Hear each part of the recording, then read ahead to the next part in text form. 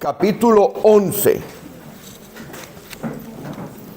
Marcos capítulo 11.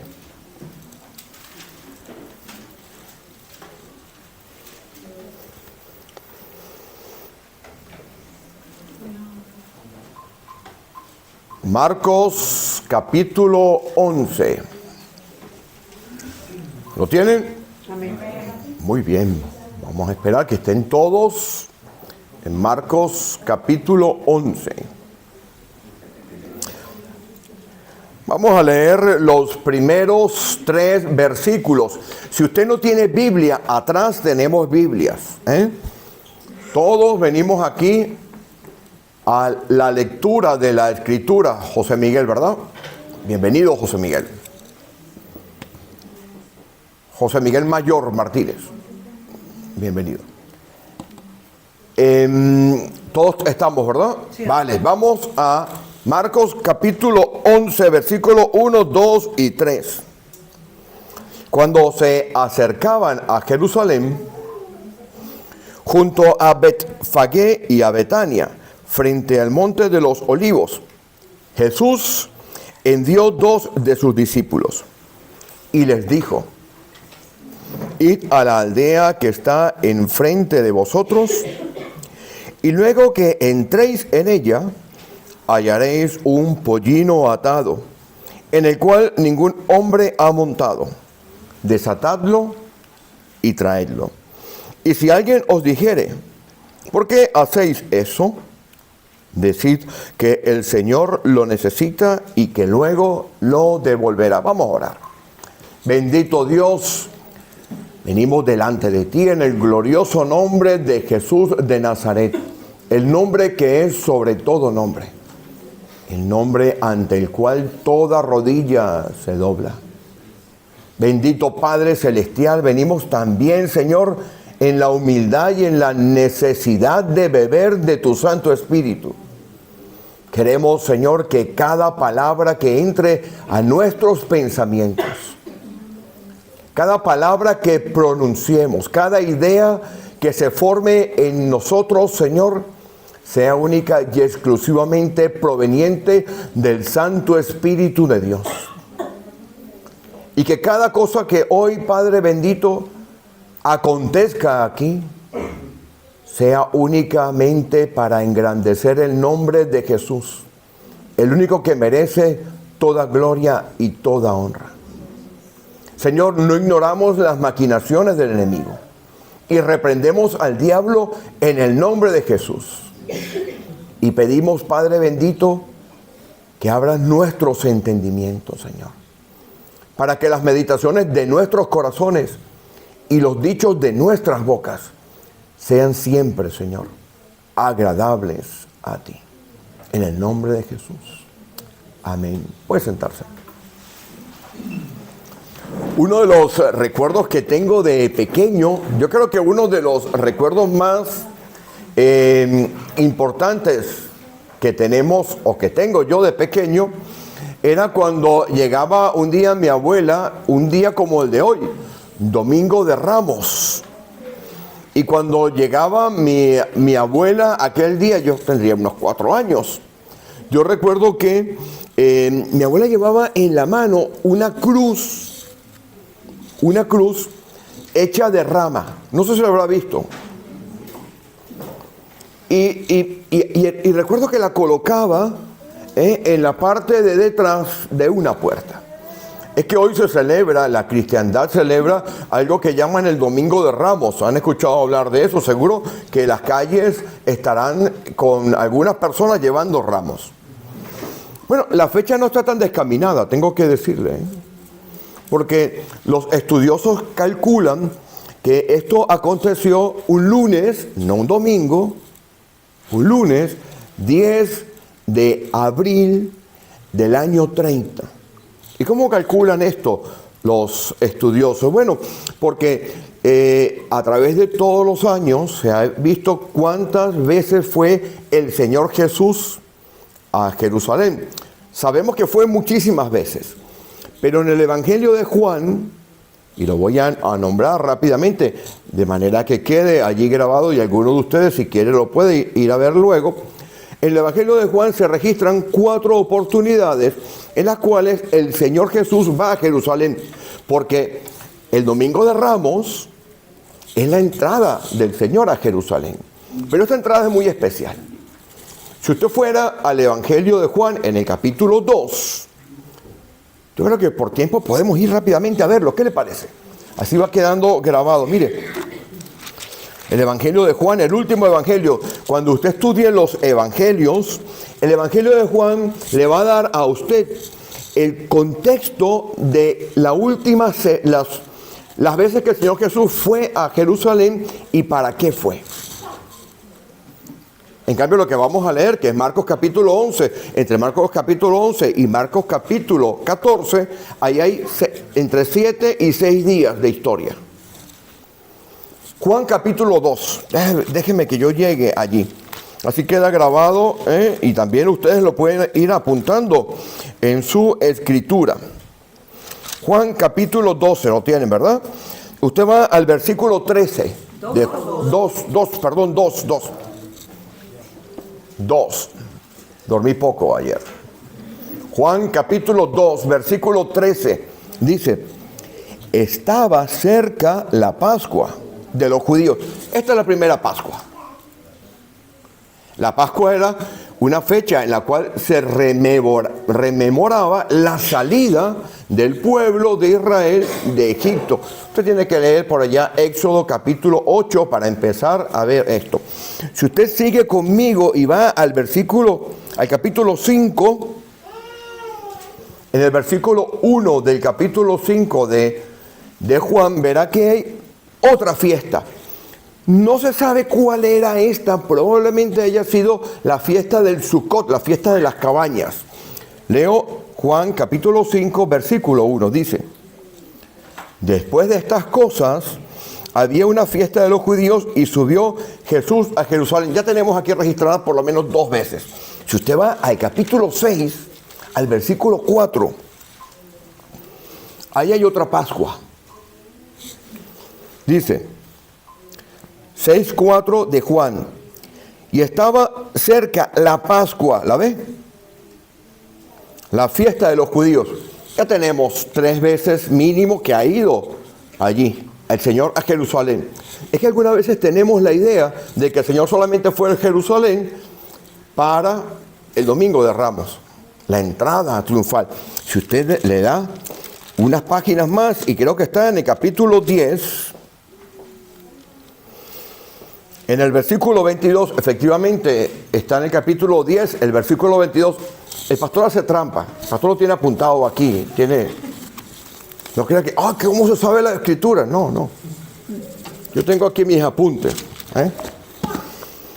10:22, en esta tercera visita a Jerusalén, dice así, o podríamos decir cuarta, celebrábase en Jerusalén la fiesta de la dedicación.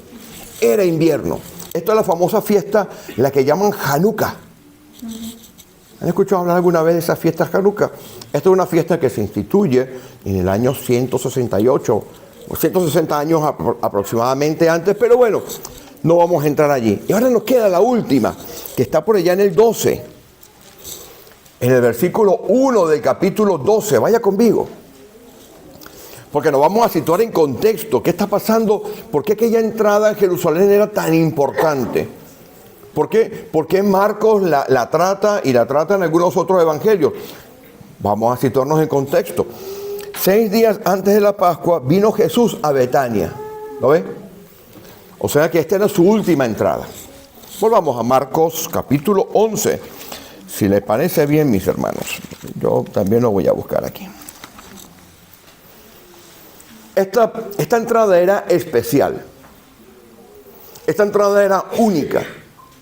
El Señor venía en un proceso en el cual había estado en la ciudad de Jericó, o la cercanía de la ciudad de Jericó.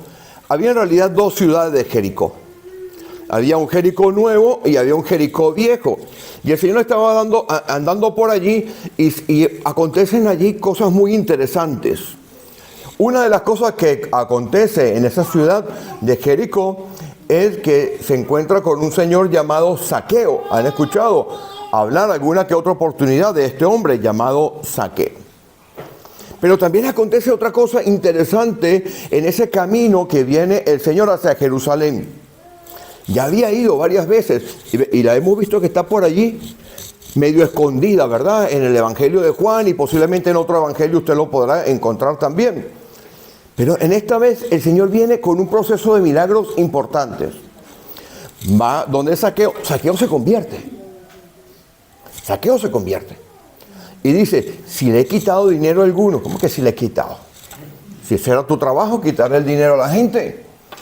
Se lo voy a multiplicar, se lo voy a dar en montones. Había una viuda que tenía un hijo, la viuda de Naín, ¿se acuerda? Eso está en el otro evangelio. Y el Señor resucita al hijo de la viuda de Naín. Pero se consigue a un ciego, Bartimeo. Aquel ciego que ni siquiera tenía nombre, porque su nombre era hijo de Timeo. Ese es el nombre. Bartimeo lo que significa es hijo de Timeo. Yo me llamo Felipe. Mi padre se llama Felipe. Pero si yo fuera como Bartimeo, yo no tendría nombre, sino que sería el hijo de Felipe. Así como en los barrios dicen, no, el hijo de esta, el hijo de aquella. Y este hombre Bartimeo tampoco tenía ninguna posesión, todo lo que tenía era una capa. Su capa era su servilleta, su capa era su almohada, su capa era su ropaje, pero cuando viene el Señor, este hombre se despoja y tirando la capa, dice el Evangelio, tirando la capa va al encuentro del Señor para ser sanado. El Señor venía en una progresión hacia Jerusalén. Él sabía que iba a morir. Más adelante en el Evangelio dice, el Hijo del Hombre va, porque así está determinado. Y esta entrada es espectacular, porque esta entrada es el cumplimiento profético de algo que había arrancado por allá en Génesis capítulo 3, versículo 15. Vamos a buscarlo. Vamos a buscarlo. Génesis capítulo 3, versículo 15.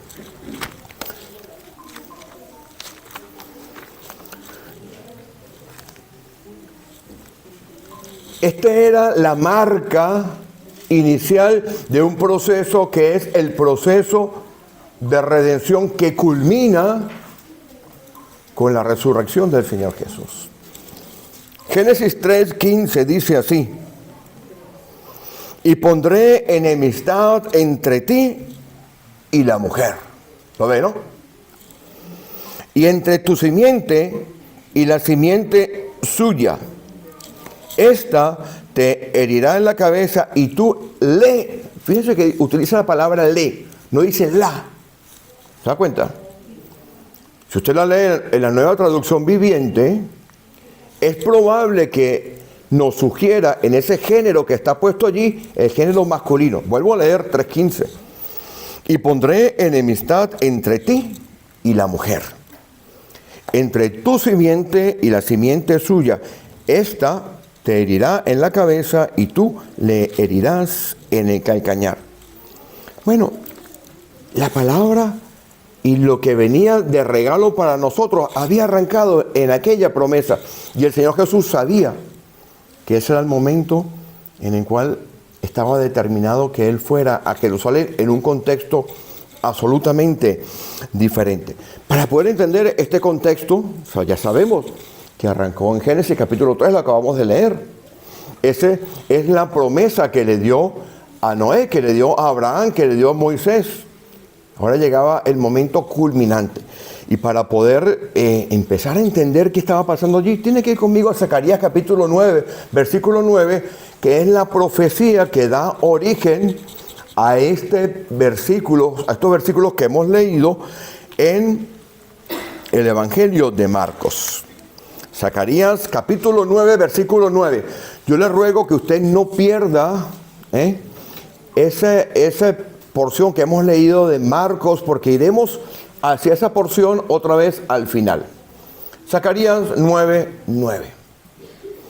No sé quiénes estuvieron aquí hará unos 3 semanas que estuve predicando aquí antes de irme de viaje, 2 o 3 semanas, decíamos que cuando predicábamos de Romanos capítulo 5, que quienes recibían aquel evangelio y hablaba en aquella carta en Romanos capítulo 5, versículo 1, tenía una especie de cortocircuito. Recuerden que decíamos, usábamos aquella palabra, que había una especie de cortocircuito porque simplemente creer en Dios, como decíamos en aquella predicación y en Romanos capítulo 5, versículo 1, le causaba a la gente un gran cortocircuito.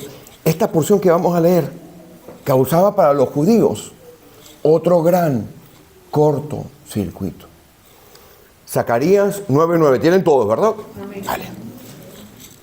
Dice así: alégrate mucho, hija de Sión. Da voces de júbilo, hija de Jerusalén. Y aquí tu rey vendrá a ti, justo y salvador, humilde y cabalgando sobre un asno, sobre un pollino, hijo de asna. Mire, para los que cogieron esta profecía, esto era algo increíble, algo que les hacía cortocircuito, algo que no lo podían entender. Y lo voy a explicar por qué. Primero, porque este rey que está aquí tiene 3 características. La primera característica que usted va a ver aquí, que provoca una alegría, que provoca un júbilo, es que es justo. Es decir, este hombre, este rey que está aquí, dispensa justicia. Justo significa, en esta porción de la Escritura, alguien que mantiene el derecho, que sabe poner las reglas, pero que también dispensa justicia. Es una de las características de un rey. Un rey tiene que ser justo y saber impartir justicia. La segunda característica que hay aquí, si usted sigue leyendo conmigo, es Salvador. Muy interesante esta palabra. Estamos estudiando en los cursos durante la semana, estamos estudiando soteriología. Y esta palabra que está aquí, que significa de salvar, es una palabra interesante, porque es la palabra que da origen a lo que gritaban aquellas personas cuando estaba entrando el Señor en Jerusalén. ¿Quién me puede decir qué gritaban? Hosana significa, por favor, rescátanos, por favor, sálvanos. Cuando el Señor iba entrando en aquel burrito, porque era un burrito, la gente, dice la Escritura, que tendía ramas y gritaba, Hosana. Bueno, pues gritaba, sálvanos. La palabra Hosana tiene su origen en esta palabrita que está aquí medio escondida, que dice Salvador, porque es la composición de 2 palabras, Yasa y Na. Y cuando la llevamos a la parte latina y la llevamos a la derivación de la palabra, significa, por favor, sálvanos. Hasta ahora vamos bien. Ahora habla de un rey humilde. ¿Por qué este rey es humilde? Bueno, porque viene cabalgando en un burrito, ¿lo ves? ¿Lo ves? Vayan por favor a Éxodo 13:13. Quien leía esto no podía entender como un rey salvador. Éxodo 13:13, podía ir puesto en un burrito. Y vamos a ver por qué les causaba a ellos un problema. Éxodo 13:13.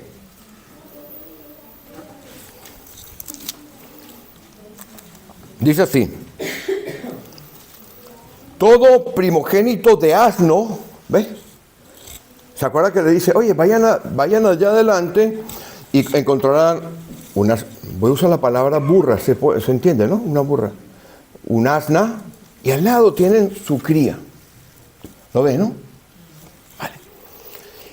Ensíllenla y si alguien, y desátenlo. ¿Se acuerda la palabra desatar? Tiene algo que ver con esto que estamos leyendo aquí, porque la Escritura es toda profética, toda está unida, toda está junta. Mire, siga leyendo conmigo. Dice, versículo 13, mas todo primogénito de asno redimirás. Sálvanos, ¿se acuerda? Hosana, sálvanos. ¿Redimirás con qué? ¿Jesucristo qué es? ¿Usted sabe por qué había que redimir al asno. Si usted no redimía al asno con un cordero, si usted no cogía un cordero y sacrificaba el cordero por el asno, ¿qué es lo que había que hacer con el cordero? Lea. Había que matarlo. Vaya al 34:20, Éxodo 34:20. Vaya conmigo.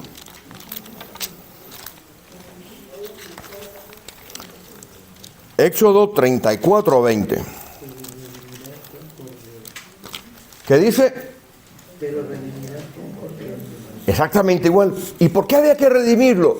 Por una razón muy sencilla. Y la vamos a ver en Números 18:15. Porque era un animal inmundo. Espera. ¿Qué me estás diciendo? Que el Señor Jesús, en la entrada más importante y más triunfal, iba a lomos de un animal inmundo. Lea conmigo Números 18. Versículo 15 dice: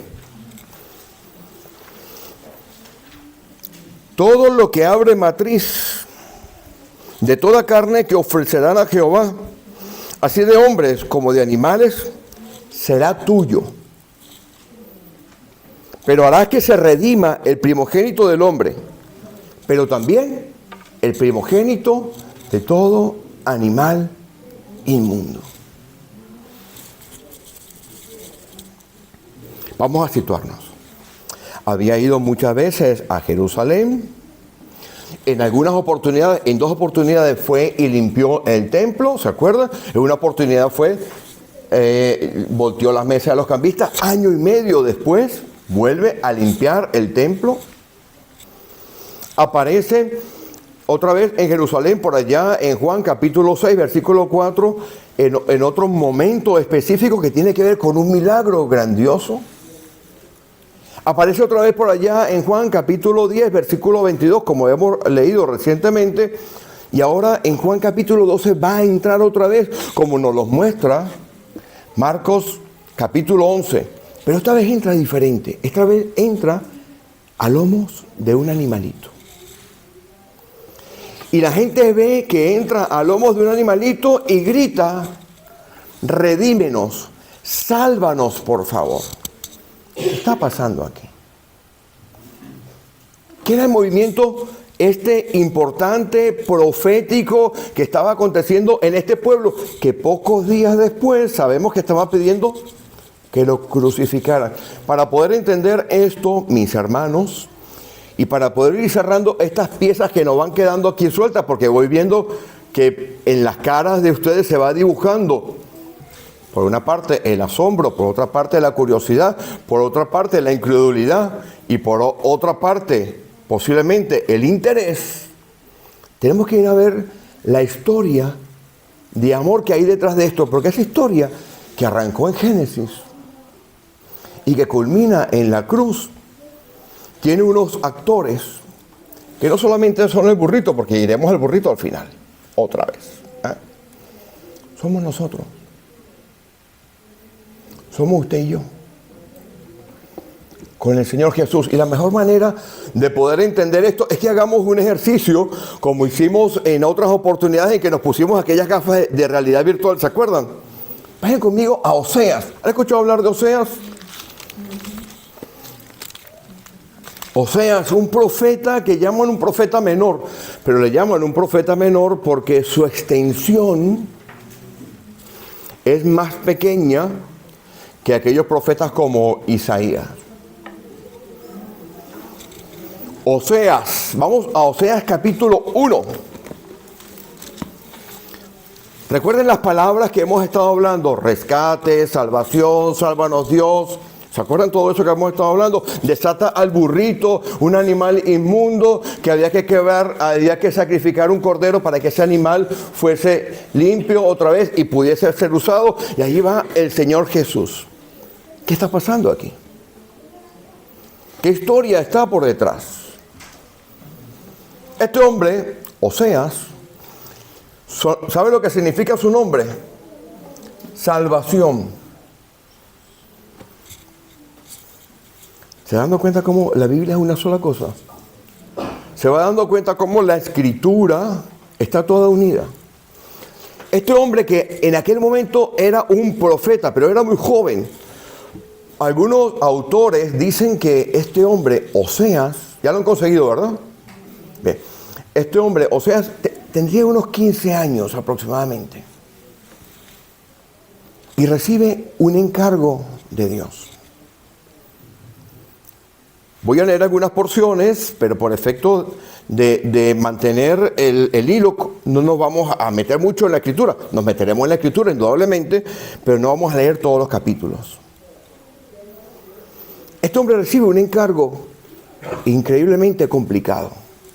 Usted después le va a poner nombre a estos actores. Recibe un encargo increíblemente complicado. Este hombre que se llama Salvación, que es la raíz del nombre de Jesucristo y Josué, porque si usted coge la palabra salvación, Oseas, y le agrega las 4 consonantes de Jehová, de Yahvé, el nombre suena en el hebreo antiguo Josué y en el hebreo moderno Jesús. ¿Se está dando cuenta cómo todo está unido? Y este hombre recibe el encargo de casarse con una persona que llevaba una vida un poco, como dicen aquí en España, de aquella manera. ¿Han escuchado esa frase, no? Qué buena es, porque dice un montón de cosas sin decirlo. Esta joven que llevaba una vida disipada se llamaba Gomer.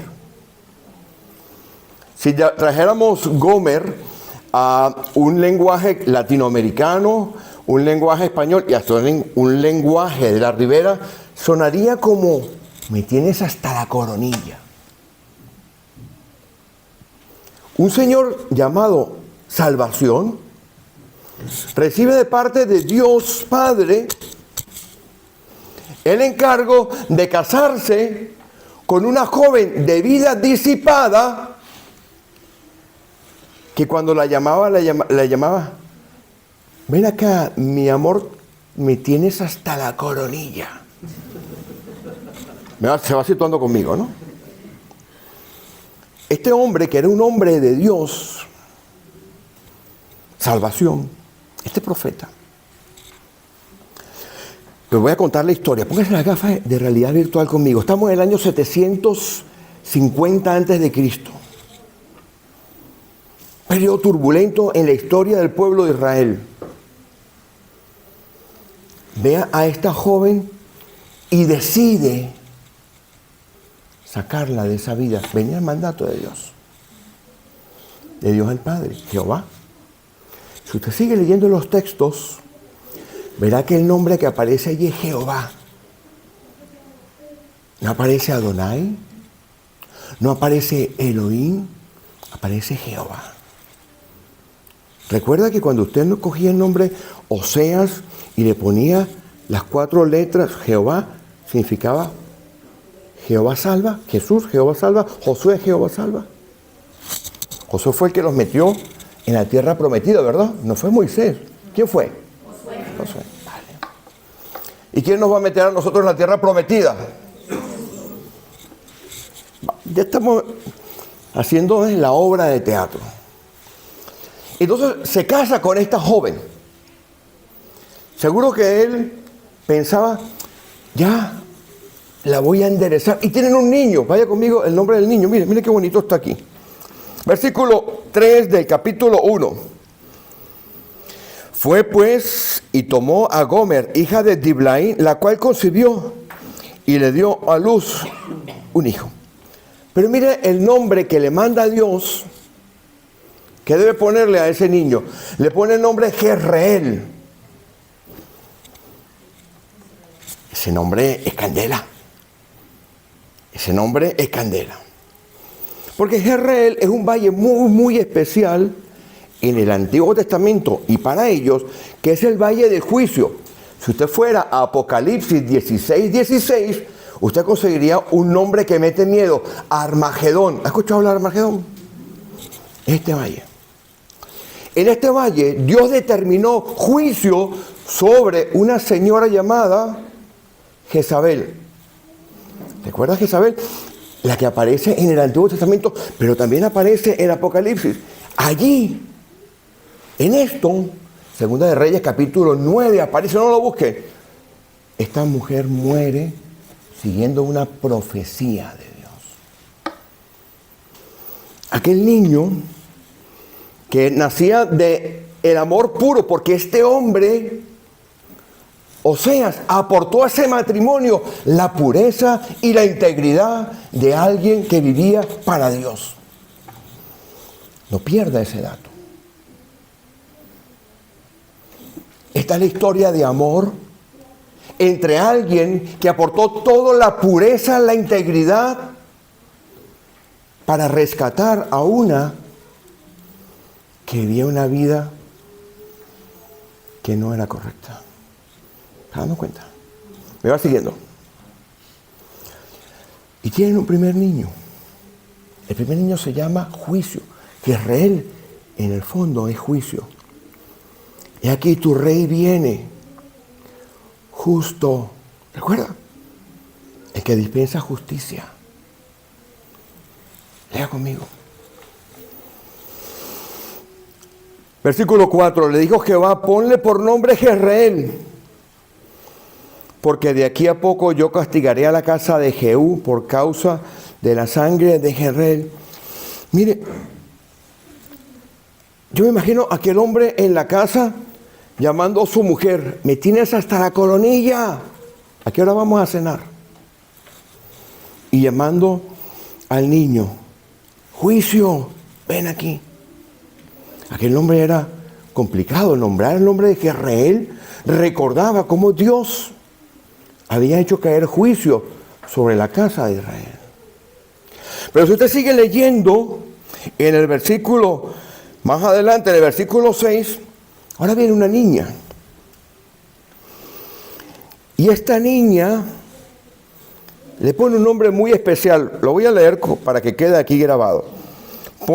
¿Quién le pone el nombre? Dios, ¿verdad? Y le dijo Dios. Mire qué comunicación tenía este hombre. Que Dios le hablaba. Y le dijo Dios, ponle por nombre Lo-Ruhama,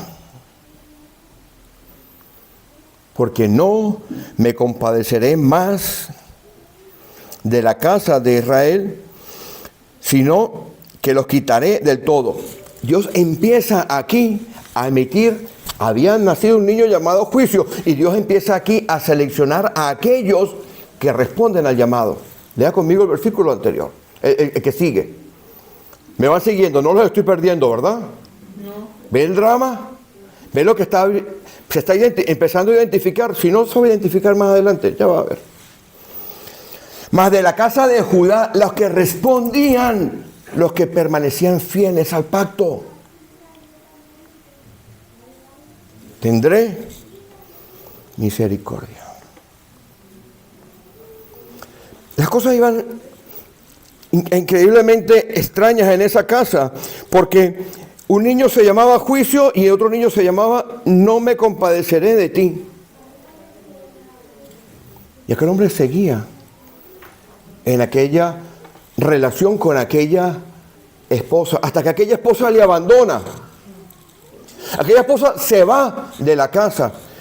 ¿Por qué?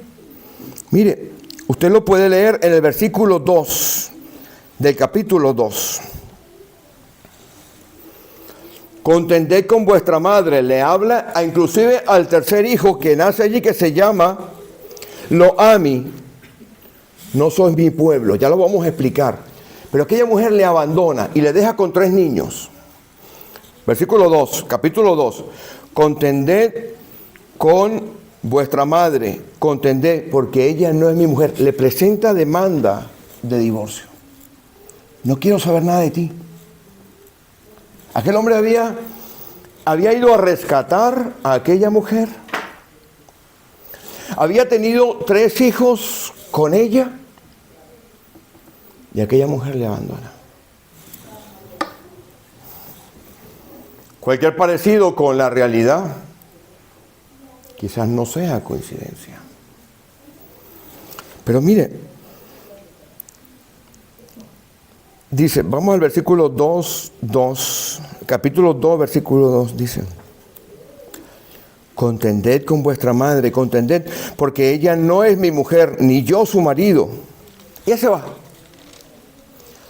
Pero Dios ya había empezado con esta promesa que está en el capítulo 1, en el versículo 10. Ya había empezado a hacer el plan de buscar la manera de rescatarla, porque la amaba. Versículo 10 del capítulo 1 dice: con todo será el número de los hijos de Israel como la arena del mar, que no se puede medir ni contar. Aquella promesa que había hecho espectacular a Abraham. Y en el lugar en donde le fue dicho, vosotros no sois mis pueblos, le será dicho, sois hijos del Dios viviente. Y con todo esta mujer le abandona. Pero Dios, que es fiel, se presenta un día posiblemente en aquella casa. Tenemos la gafa de realidad virtual, donde aquella mujer que le había abandonado estaría viviendo. Estoy buscando a Gomer. Abre la puerta. Y ahí hay otra persona que no es él. Ella lo dejó. Pero Dios seguía proveyendo. O sea, seguía proveyendo.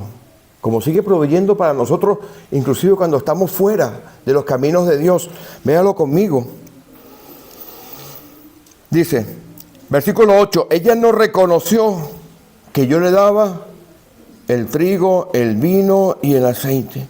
Ella ya había empezado, versículo 7, a sentir, no arrepentimiento, remordimiento. Dice, me voy a volver donde mi primer marido.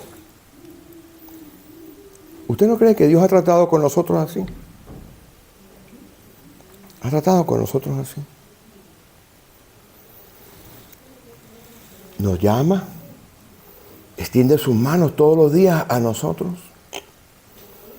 Y empezamos a sentir arrepentimiento. Sabemos que Dios nos está proveyendo, no nos deja morir de hambre. Siempre hay algún milagro. Pero volvemos otra vez como Gomer, como estoy hasta la coronilla. Y ya la vemos en el último estado. Vaya conmigo al capítulo 3. Y ahí está este hombre, Oseas, que mantenía aquel mandato que había recibido de Dios y aquel amor profundo hacia aquella mujer que nunca le honraba. Y va y ¿sabe dónde se la consigue? En un mercado de esclavos.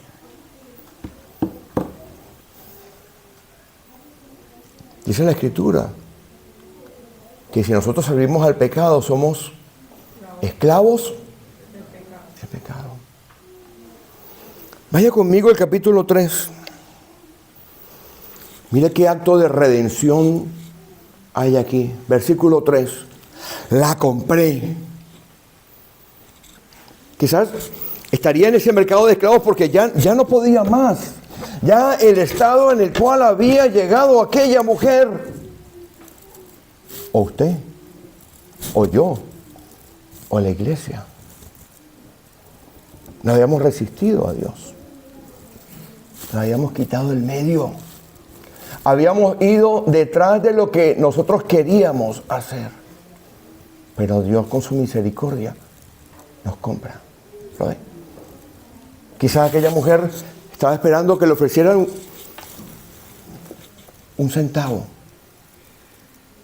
Como muchas veces nos hemos sentido nosotros, presos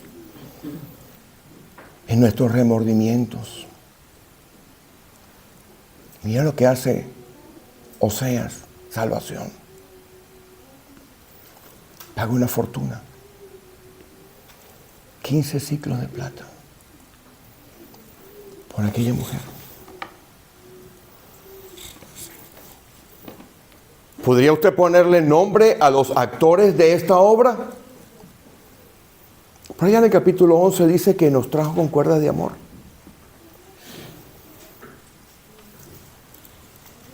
Es evidente que Gomer somos usted y yo, ¿verdad? Es evidente que Oseas es el Señor. Es evidente que se humilló hasta muerte y muerte de cruz. Pero también usted y yo sabes lo que somos. Somos aquel asno, aquel animal inmundo. ¿Me va siguiendo? Que tuvo que ser sacrificado un cordero para que usted y yo pudiésemos hacer la obra de Dios. ¿Lo entiende? ¿Lo capta? Muy bonito el Día de Ramos. Pero dejamos a Dios simplemente en una idea, en una teoría. No en algo práctico. No en algo que actuemos en nuestra vida. Hoy es el día en el cual se celebra la entrada de aquel que nos desató del pecado. Hoy es el día en el cual podemos evaluar nosotros mismos. Estamos como comer.